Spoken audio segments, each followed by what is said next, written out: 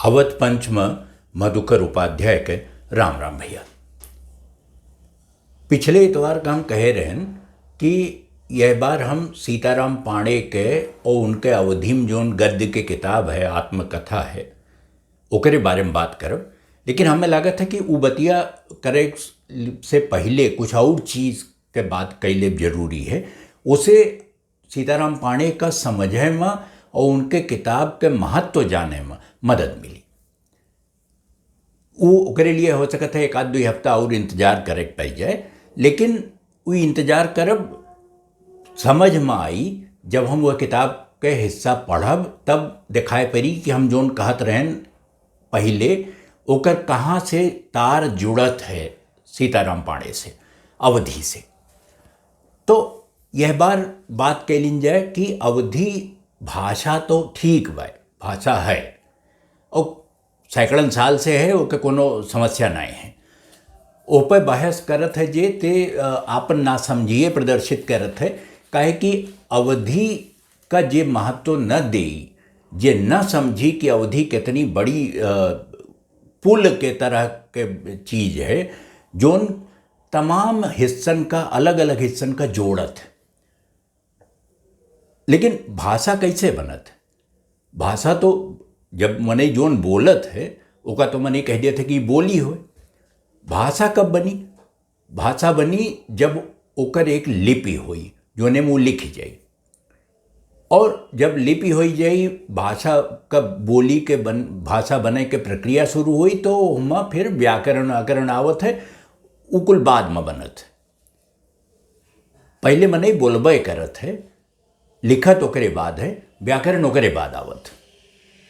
तो अवधि में कौन लिपि में लिखी जात रही और के हुए जे अवधि में लिपि बदले के साक्षी रहा है, जे देखे है कि कैसे लिपि बदली। और जोन लिपि हिंदुस्तान में चलत रही पिछले 2500 साल के इतिहास तो लिखा लिखावा है, पढ़ लेक जरूरत है खाली कि कहाँ कहाँ से अवधि और कौन कौन भाषा कोने कोने लिपि में लिखी जात रही। शुरू कर लो, समझो कि 2500 साल पहले वो प्राकृत पालिक बात ना करते, वो तो भाषा हो गए, लिपि का हो रही। तो ज़्यादातर के वह समय के अशोक से पहले, सम्राट अशोक से पहले खरोष्ठी लिपि में लिखी जात रहे। और जो खरोष्ठी लिपि बनाई उन्हें लाग कि बाएं से दाहिने लिखब ठीक ना है, तो वह दाहिने से बाएं लिखब शुरू किए, वो खरोष्ठी हुए। और वह खरोष्ठी में बाद में बहुत बदलाव आए धीरे धीरे, और साथे कई और लिपि वह समय विकसित होते रही, जैसे ब्राह्मी है, शारदा है, और ओकरे अलावा और एक दो लिपि हैं जोन ओकरे पीछे चली आवत रही। एक ठो नागरी लिपि रही। तो जे इतिहासकार हैं उनमें कई जने ये मानत हैं कि वो दरअसल उनका जोन एक देवनागरी कहत है, जोन आज के लिपि है हिंदी के, वो पहले नागरी रही, नागरीय कही जात रही। नागरी नीरद नाव के एक ठो पत्रिका निकलत रही, तमाम नागरी स्वीकार्य रहा। कुछ इतिहासकार कहते हैं कि नागरी जोन लिपि है जोन विकसित भय, वो नागवंश के दौरान उनके शासन जहाँ जहाँ रहा वह वह नागरी चलत रही, वहीं से आए नागरी, संस्कृत से ना आए। नागवंश के शासन के जोन लिपि रही वो नागरी हुए। और कैथी रही जोन व्यापारी लोग ज़्यादातर इस्तेमाल करते रहे, और किताबियों छपत रही कैथी में। एकरे अलावा एक लिपि मोडी रही। मोडी लिपि में और कैथी में एक समस्या ये रही कि उमा पूर्ण विराम अर्ध विराम इकुल होबे नहीं करता रहा। तो मैंने लिखब शुरू की, और 30-40 पन्ना बाद जहाँ वह कह दिन कि अब कथा समाप्त, तब समझो कि समाप्त भाई।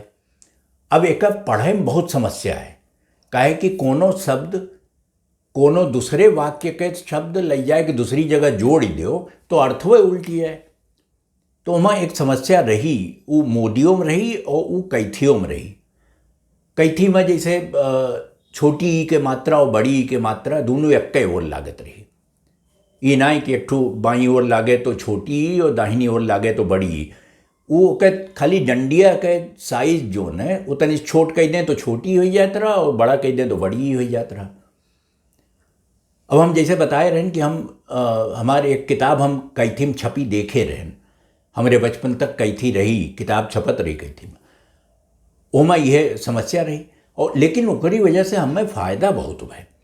फ़ायदा ये भाई कि हम कैथी पढ़ब सीख लिए रहन और कैथी लिपि में कोनो पुरान किताब मिल जाए तो ओका जूझे परत है। अब आसान ना है कि हम हिंदी में सरपट्टा मार के पढ़ ली, लेकिन पढ़ ली थे। मोडियो हम टकरात पढ़ ली थे। मोडी जाई के समझो ये वही मेरे के लिपि हो जो कोंकण इलाका में महाराष्ट्र के, और मराठी पहले मोडियम लिखी जाती रही, नागरी आवे से पहले। तो मोडी कैथी ये सब तो आधुनिक भाषा में समझ लो।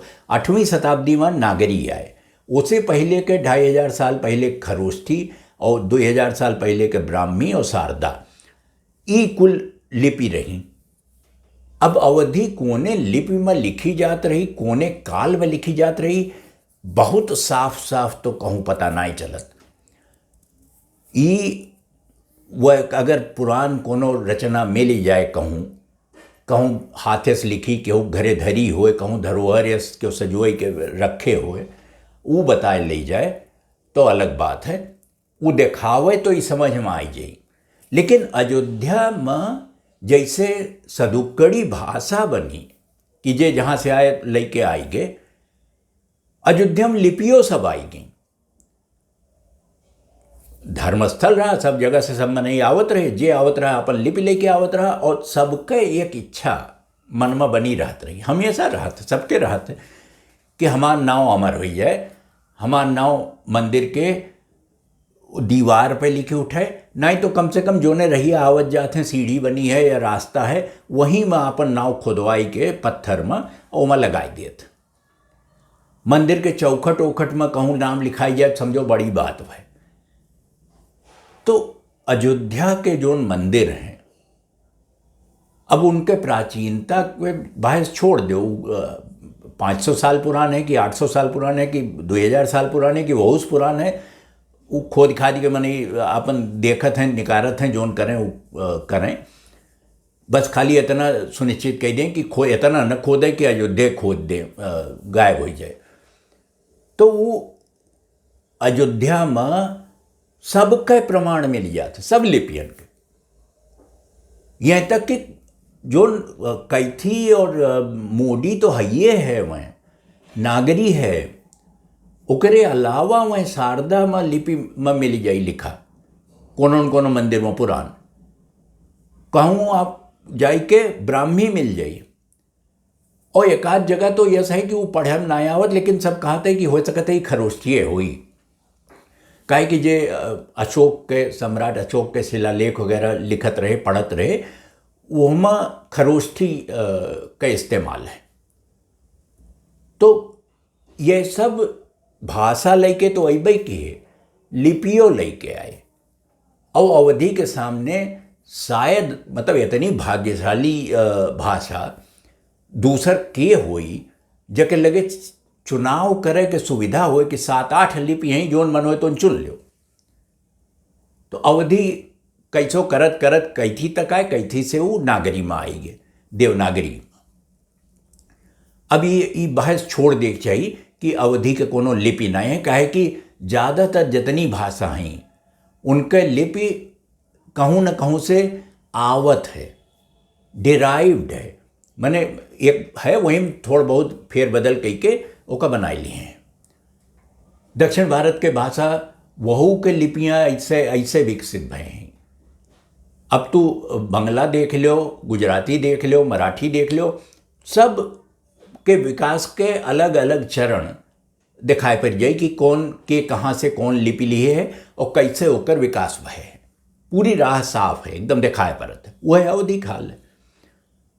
तो अवधि का यह आधार पर खारिज करे वाले उन्हें अब ख़त्म कर देनी चाहिए बहस कि अवधी भाषा हो कि ना हो, ओमा लिपि है कि नहीं है। अरे जब हम ये बताएं कि हिंदी जेका भाषा इतनी बड़ी भाषा, इतना करोड़न में नहीं बोलत हैं ओका, दुनिया में 10 जोन सबसे बड़ी भाषा बोली जाए वाली हैं ओमा हिंदी है, बल्कि 10 में 3 या 4 हिंदुस्तानी भाषाएं सबसे ज़्यादा बोली जाए वाली दुनिया में। तो ये बहस कोने बाती के है कि अवधी भाषा ना हो। अवधी भाषा है, अवधी भाषा रही और अवधी भाषा होई भविष्य में। वो रही है और होई, यह कोनो संदेह है ये नहीं। हम बिल्कुल निश्चिंत थे, हम जाने थे कि अवधि के दिन लौटी। अब वो हमरे राहत लौटी, हम देखब कि न देखब लौटा होकर लौटब, ये ज़्यादा माने ना रखत एकर। लेकिन ये है कि हाँ वो भाषा है और वहाँ बहुत ताकत। माने जोने भाषा में दर्शन शास्त्र के पूरा निचोड़ निकाल के थई दे मनई, वो कैसे भाषा ना होए तो समझ में आवे वाली बात ना है। तो यह हमारे हम ये कहते कि अवधि के भाषा, अवधि के लिपि, ये सब सुनिश्चित है। और अगर अवधि देवनागरी में लिखी जात है तो ये देवनागरी के गुणवत्ता देख के अवध ओका चुने हुई, अवधि ओका चुने हुई कि हम यही लिपि में अपने आप का अभिव्यक्त कर आपन बात कहा। ऐसे बहस के कोनो गुंजाइश नहीं है। तो जैसे अवध के लोग बहुत बेफिक्र रहते हैं, मस्त रहते हैं, मलंग, उनने कोनो बहुत दिन दुनिया मतलब ना रहत, अपने इलाका में अपने में खुश रहत, तो उन्हें खुश रह दो। खुरपेंच की है और बिना मतलब लइके चुभाव सुई लगावा करो बीचे बीचे में कि ई न हो, यू न हो, यू न हो, उसका कौन फायदा है। अरे तोहरे माने से और तू कह देबो कि हाँ ये भाषा होए तो वो भाषा हो ही। भाषा जे बनाइस अवध के मनई, जे बोलत है अवध के मनई, और जेकर उसे काम चलत हुआ है, दुनिया चली चलत हुआ है उसे, वो अवध के मनई। तो भैया तू कौन खाम खा, तोरे पेट में काहे दर्द होए। तो यह लिए ये चिंता छोड़ देख चाहिए हमरे सब का, और मान लेक चाहिए कि अवधि के लिपि नागरी है और वह रही। और जितना मनई अब संभव हो सके नागरी में अवधि लिखे कोशिश करें। एक दिन इतना बड़ा, इतना विपुल सामग्री इकट्ठा हो जाई कि संभारे न समरी बड़े बड़न से। तो भैया अवध पंच में आज इतने।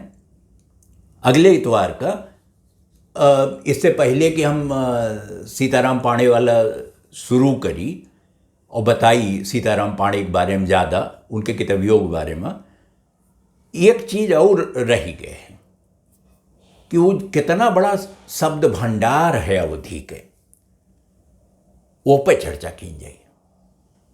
तो अगले इतवार का फिर भेंट हुई। तब तक अवध पंच देखा करो और लिखो। हो सकता है हम कोनो चीज़ नई समझ में आवे हमरे, या कोनो चीज़ यस हो जो हमें दिखाई न पड़त हो, समझ में ना आवत हो, बता देबो आप तो देख ले हमो। तो अगले हफ्ता तक के लिए राम राम भैया।